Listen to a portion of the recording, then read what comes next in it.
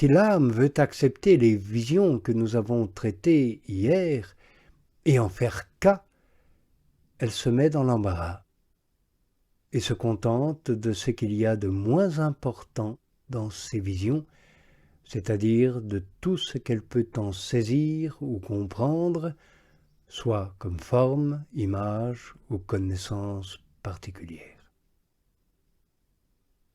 Quant à la partie principale, en effet, ou faveur spirituelle qui lui est infuse, elle est incapable de la saisir ou de la comprendre. Elle ne sait ce qu'elle est. Elle ne le pourrait dire parce que c'est une faveur purement spirituelle.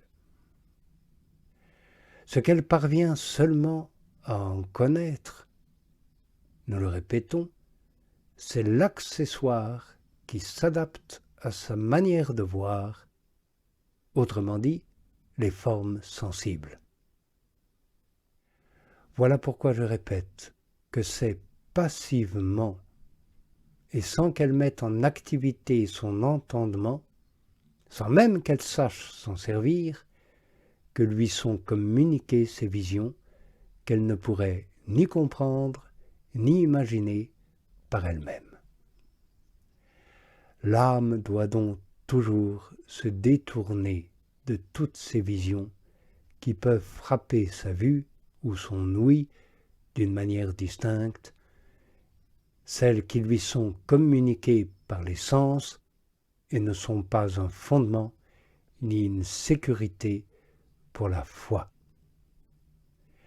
Elle doit porter son attention sur ce qui ne se voit pas et ne tombe pas sous les sens, mais sur ce qui relève de l'esprit et n'est pas susceptible d'une figure sensible. En un mot, c'est par la foi qu'elle est élevée à l'union avec Dieu, car nous l'avons dit, la foi est le véritable moyen. Aussi l'âme tirera-t-elle profit de ces visions dans ce qu'elles ont de substantiel quand, prenant pour guide la foi, elle saura se détacher complètement de ce qu'il y a dans ces visions, de ce qu'il y a en elle de sensible et de ce qui lui est offert de connaissances particulières, quand enfin elle usera bien du but pour lequel Dieu les confère. Elle doit les rejeter, car ainsi que nous l'avons dit en parlant des visions corporelles, Dieu ne les donne pas pour que l'âme veuille les rechercher ou s'y attacher. Mais ici surgit une question, et la voici. S'il est vrai que Dieu n'accorde pas les visions surnaturelles pour que l'âme s'applique à les recevoir, à s'y attacher ou à en faire cas, pourquoi donc les lui donne-t-il ? Car elle peut y trouver beaucoup d'erreurs et de dangers. Du moins, elle est exposée aux inconvénients dont nous parlons et qui sont un obstacle à son avancement.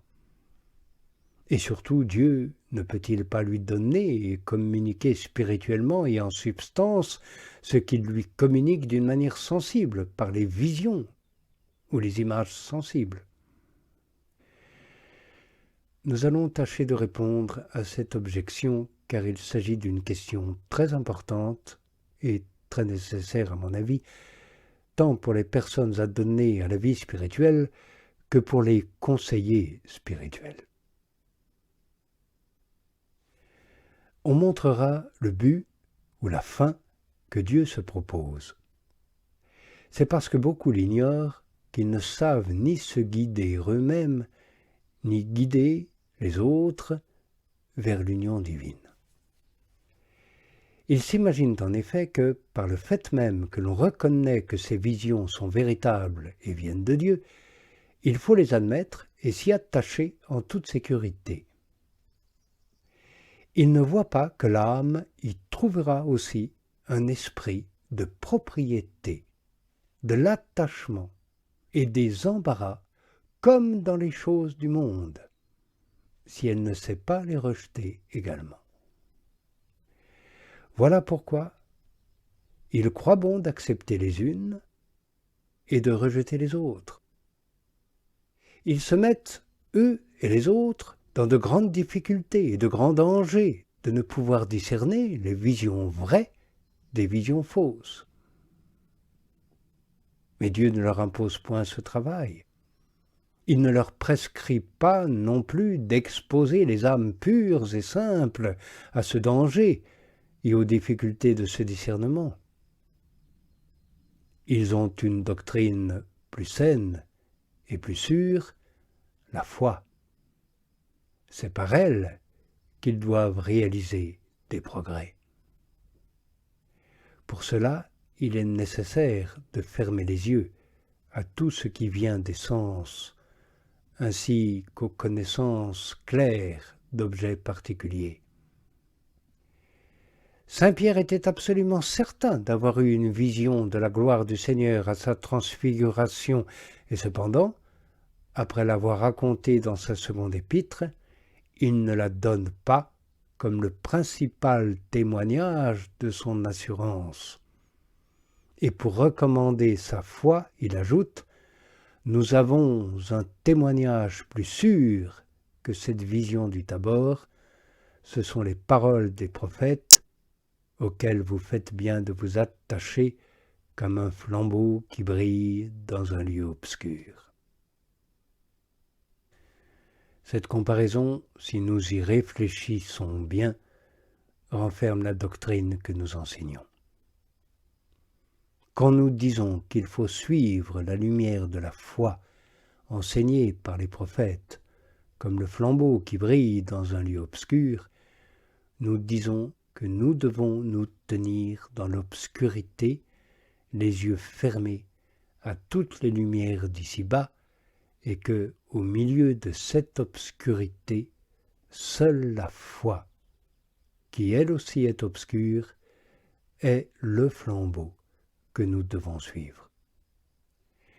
Si nous voulons nous attacher aux autres lumières, aux connaissances claires et particulières, par le fait même, nous cessons de nous attacher à la lumière obscure de la foi qui ne nous donne plus sa lumière que dans ce lieu obscur dont parle saint Pierre. Ce lieu obscur signifie l'entendement, qui est le chandelier sur lequel repose le flambeau de la foi. Il doit rester dans l'obscurité jusqu'à ce que lui apparaisse dans l'autre vie le jour de la claire vision de Dieu, ou bien dans cette vie, celui de sa transformation et union avec Dieu vers l'âme qui s'achemine. Mais je reviens à ma question. Nous montrerons dans les deux évocations suivantes dans quel but et pour quel motif Dieu confère à l'âme les biens spirituels, par le moyen des sens. Et on répondra par là à l'objection dont il a été question plus tôt.